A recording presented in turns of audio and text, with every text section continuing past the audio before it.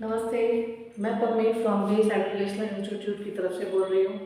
आज मैं डिस्कस करने वाली हूँ class 10 ICSE 2026 some important chapters.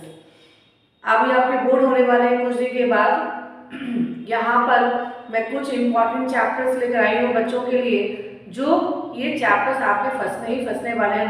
99.9% sure हूँ मैं। ठीक है, तो चलिए आज डिस्कस करते हैं हिंदी टू ICSE 2026 का सब इम्पोर्टेंट चैप्टर्स। अब देखिए आपका जो बुक है यहाँ पे साहित्य सागर, उसमें कहानी और कविता आपको करनी है, राइट। तो कहानी में आते सबसे पहले हम लोग कहानी की बात करते हैं। कहानी में यहाँ पर फर्स्ट यहाँ पे चैप्टर है महायज्ञ का पुरस्कार, वेरी इंपॉर्टेंट चैप्टर। सेकेंड है नेताजी का चश्मा, वेरी इंपॉर्टेंट। संदेह इंपॉर्टेंट, भेड़ और भेड़िया इंपॉर्टेंट। यानी कि ये जो चार चैप्टर्स है मैंने इंपॉर्टेंट लिख के रखे हैं, ये आपको स्किप बिल्कुल नहीं करना है, ये आपको अच्छे से पढ़कर जाना है। और यहाँ पे जो है अपना अपना भाग्य, बड़े घर की बेटी, भीड़ में खोया आदमी, यानी ये तीन चैप्टर्स 2024 में ऑलरेडी आ चुका है, जो वहाँ पे जस्ट आपको जस्ट देख कर निकल जाना है। तो कहने का मतलब ये है कि जैसे कि मान लीजिए चार चैप्टर्स तो मैंने दिया है, ये तो करना ही है। अगर यहाँ से कुछ आ जाता है तो आपको यहाँ पे कोई भी क्वेश्चन छोड़ना नहीं है, स्किप नहीं करना है, आपको अपना क्वेश्चन अटेंड करना है। कहने का मतलब ये है, ठीक है। अब आते हैं हम लोग कविता में।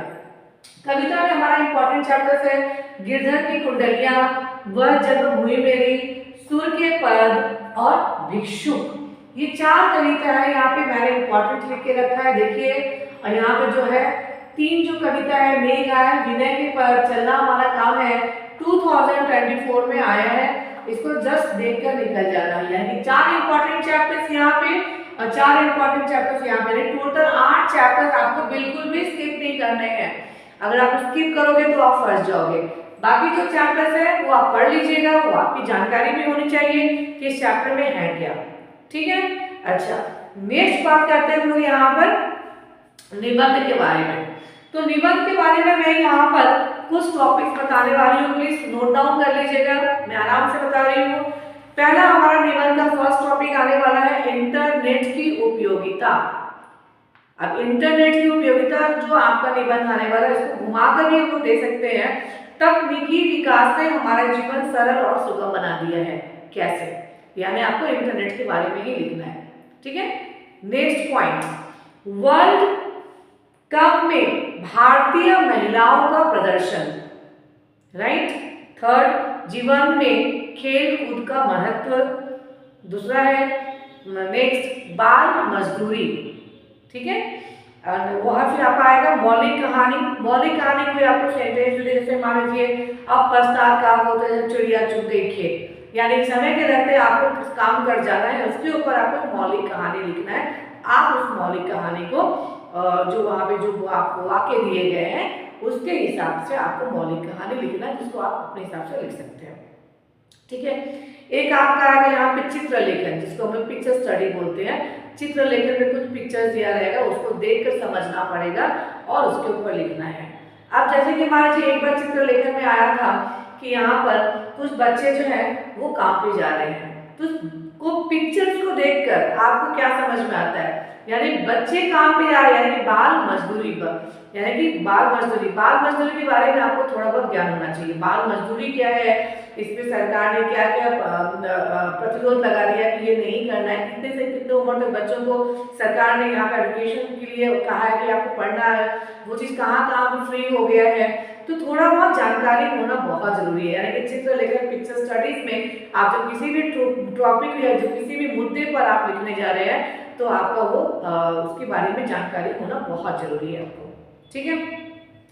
अच्छा, एक बात मैं और भी कहना चाहूंगी, जब पेपर हम लोग बनाते हैं या बच्चों को दिखाने के बावजूद भी बच्चे एग्जामिनेशन हॉल में एक ही बार मतलब पूछते हैं कि क्यों पूछते हैं मुझे पता नहीं, मैम कौन सा क्वेश्चन कितना करना है, कहाँ से कितना करना है, मैंने इसके पहले भी बताया था, मैं दोबारा रिपीट कर रही हूँ कि यहाँ पर देखिए क्वेश्चन पेपर में आपके यहाँ पे आगे कहानी में आपके वहाँ पर 4 क्वेश्चन रहते हैं, 3 क्वेश्चन रहते हैं और कविता में 3 क्वेश्चन रहते हैं, 6 क्वेश्चन यहाँ पे रहते हैं।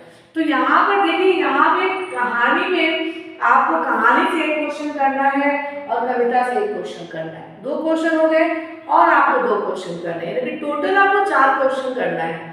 तो कहानी से आपने एक कर लिया और कविता से आपने एक कर लिया, 2 क्वेश्चन आपके हो गए। अब ये बचता है जो 2 क्वेश्चन, आप ये 2 क्वेश्चन आप कहानी से भी कर सकते हो या फिर आप 2 क्वेश्चन कविता से भी कर सकते हो। यानी का मतलब ये है कहानी से आप 3 क्वेश्चन अटेंड कर लीजिए और कविता से आप 1 क्वेश्चन अटेंड कर लीजिए, तो टोटल हो गए आपके 4 क्वेश्चन।